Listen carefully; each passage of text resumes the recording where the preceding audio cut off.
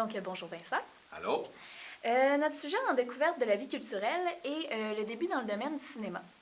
Donc, on va plus s'intéresser à ton parcours, les difficultés que tu y as trouvées et justement, qu'est-ce qui t'a poussé à aller en enseignement de l'audiovisuel, etc. Donc, es-tu prêt? Ouais. Première question, est-ce que tu serais capable de nous faire un résumé de ton parcours au niveau scolaire, tes formations, pourquoi tu as décidé de choisir ce domaine-là? Donc, j'ai commencé au cégep, en fait, ici en arts médiatiques en 98. À l'époque, je voulais devenir graphiste ou infographiste. Et c'est là qu'il y avait la toute première mouture du programme arts médiatiques. C'était le seul programme dans la province. J'ai décidé d'embarquer. J'ai beaucoup aimé ça. Puis, à un moment donné, je trouvais que j'étais à temps partiel. J'étais passé souvent au cégep, fait que j'ai décidé, bon, je veux continuer. Fait qu'il y avait un autre programme en plus qui ouvrait, qui est littérature, théâtre et technologie, un arts et lettres. Fait que je me suis aussi inscrit là-dedans. Fait qu'à un moment donné, bref, vu qu'il y avait des changements dans la programmation, j'ai pu faire 3 decks en 4 ans. Puis j'aimais ça, me promener de partout, là, de faire du théâtre, faire de la sculpture, faire de l'écriture, faire de la photo. J'aimais vraiment tous les arts qu'on voyait. Puis après 4 ans, c'est là que j'ai eu l'idée d'aller en cinéma, parce que c'est probablement le médium qui va chercher le plus, tu sais, qui va chercher large, là, autant le jeu du comédien, l'écriture que l'image, etc. Fait que j'étais allé à l'Université Laval au certificat en cinéma. Certificat qui est plus axé vers les études, moins la pratique, mais à l'époque, je n'avais pas envie d'aller à Montréal. Fait que j'étais allé à l'Université Laval. Puis là, sur place, là, j'ai rencontré du monde. Puis bon, vu que c'est un certificat, c'est 1 an. Fait que tu sais, il n'y a personne pour t'initier. Fait qu'on est tous un peu comme une gang de tout seul dans un grand auditorium. Puis tranquillement, pas vite, commençons à faire des amis. Puis il y avait un club de production vidéo qui est comme parascolaire.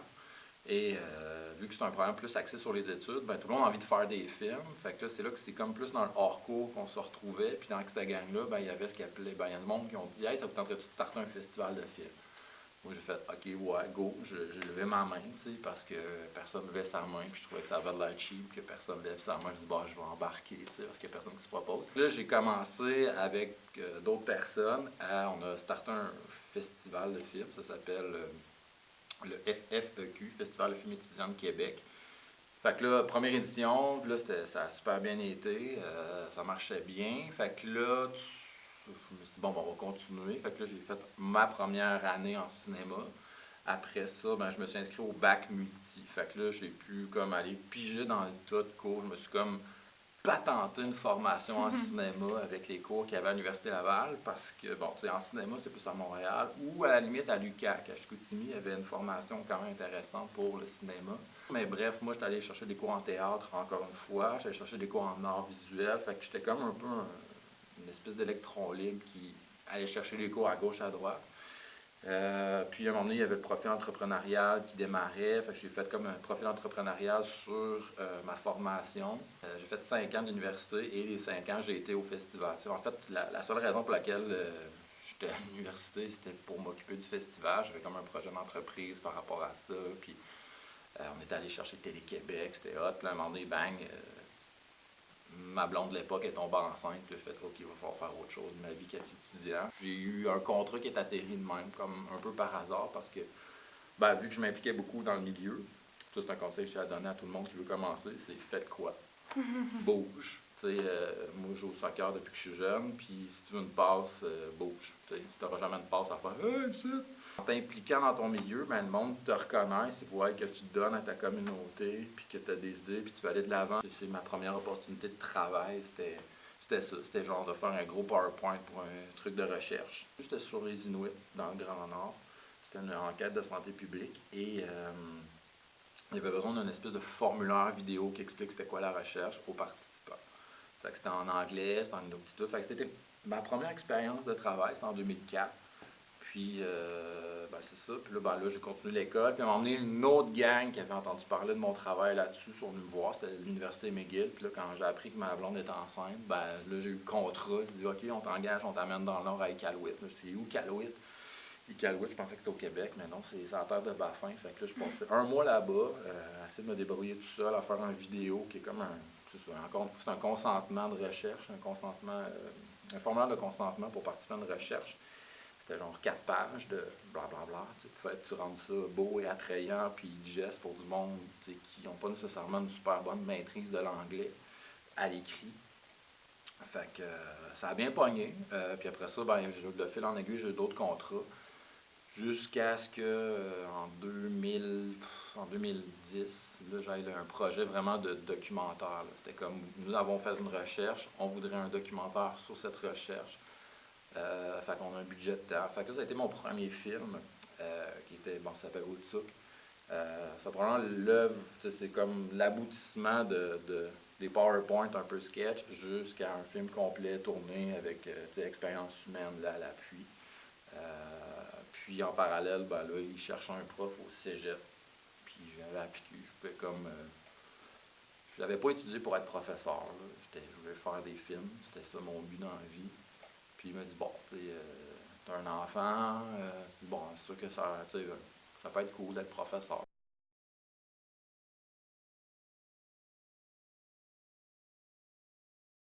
En fait, jamais Montréal. En fait, c'est drôle, c'est Montréal est plus présente aujourd'hui qu'avant dans ma vie. Mais pas pour les mêmes raisons. Je sais pas, je me suis senti toujours un peu privilégié. Je parlais avec du monde, puis je connais pas un chat qui est allé dans le Nord faire des vidéos. Je connaissais du monde qui ont fait de la pub, qui ont fait du corpo. Tout ça, j'ai vu ça pas mal, du monde qui. Ben, plus du corpo que de la pub, mais dire bon, ok, je m'achète une caméra, je filme des conférences, des ci, des ça, puis je gagne ma vie avec ça. Puis bon, je sais que sur le plan artistique, c'est plus maigre que faire du cinéma, mais bon, faire des films avec tes amis, c'est pas payant non plus. Il faut que tu embarques dans la game, faut que tu joues la game des subventions. Puis ça, je l'ai jamais joué. Moi, j'ai eu l'opportunité de faire une sorte de quelque chose qui est entre le corpo, puis la recherche scientifique, puis l'art. Parce que je veux pas, les scientifiques qui m'engageaient, ils croyaient en l'art. Puis ils disaient, c'est toi l'artiste, là. Fais ton truc. Là. Du moins que tu parles de ça, de ça. Bon, mon petit regret, c'est peut-être que ce film-là n'est pas nécessairement vogué sur les flots comme j'aurais espéré. J'aimerais ça qu'il soit plus diffusé. Bon, je pense que les difficultés que j'ai rencontrées, c'était là. C'était de concilier travail, famille, carrière, la vie d'artiste. Ça, c'est du sport, tu sais.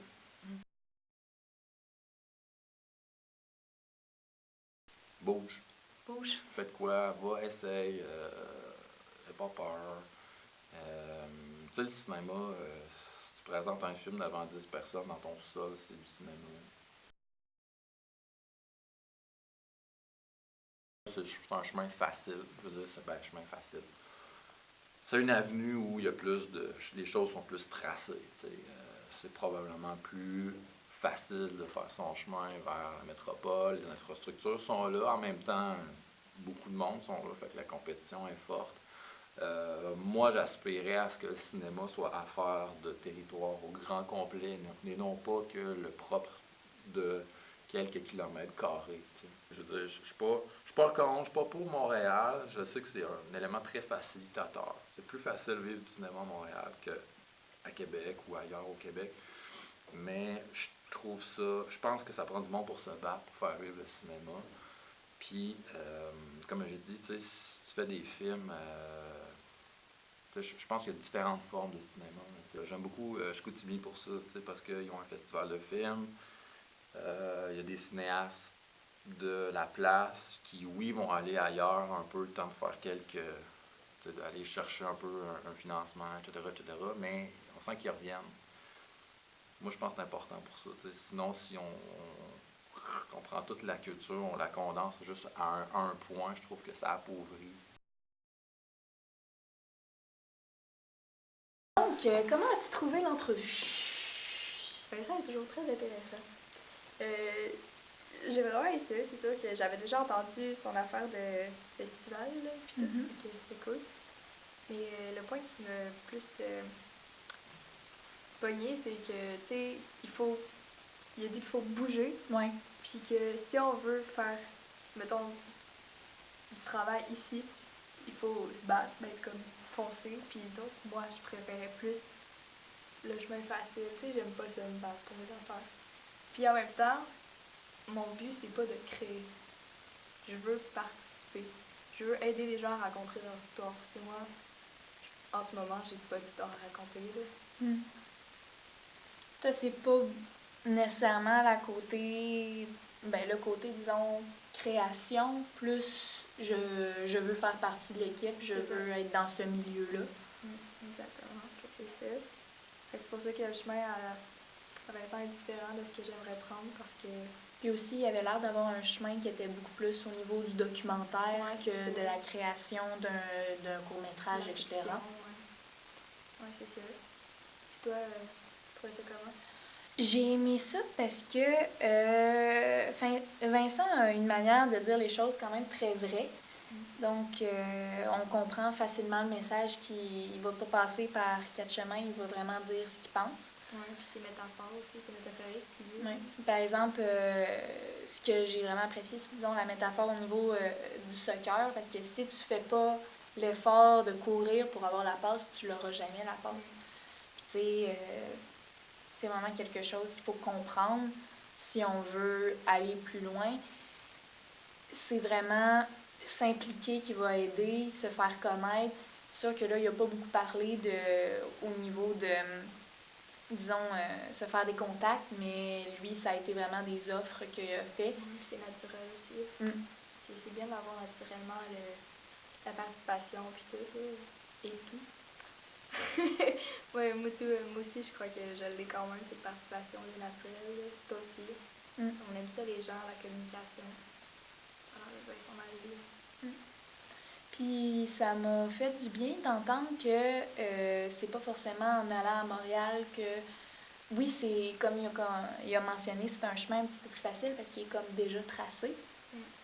Mais c'est sûr que ça va pas être facile si on veut rester à Québec.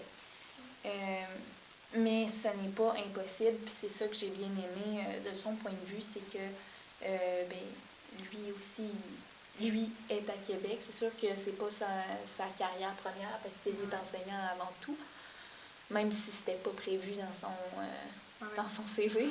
En même temps, son contrat qu'il a eu, il était approché par l'Université de McGill, Montréal.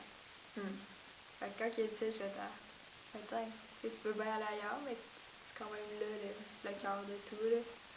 Oui, mais c'est tout de même sympathique que ce soit que Montréal est allé chercher quelqu'un de Québec. Ouais. Ça prouve qu'on a une certaine visibilité. Ils veulent essayer de nous prendre, même si on n'est pas dans la grosse ville. La métropole. Déjà, les difficultés que, tu sais, il disait, la famille, tout ça, Mais ça c'est sûr c'est sûr que lui, il a eu la chance et la malchance d'avoir un enfant quand même pas si tard que ça. Donc, il a dû assurément faire des compromis énormément pour faire ses choix. Justement, s'il a accepté le poste d'enseignant, c'est assurément pour une certaine stabilité. Mais ça n'empêche pas qu'il a choisi quelque chose qui lui plaît. Et j'ai même pas de doute qu'il va continuer à se battre pour faire ce qu'il aime dans la vie. Il y a de la nouveauté dans sa vie, tout le Montréal est plus proche. Je pense qu'il va peut-être dévier aussi de son enseignement, puis il aura recommencé. Oui. Il n'est jamais trop tard. Il n'est jamais trop tard pour recommencer et suivre ses rêves.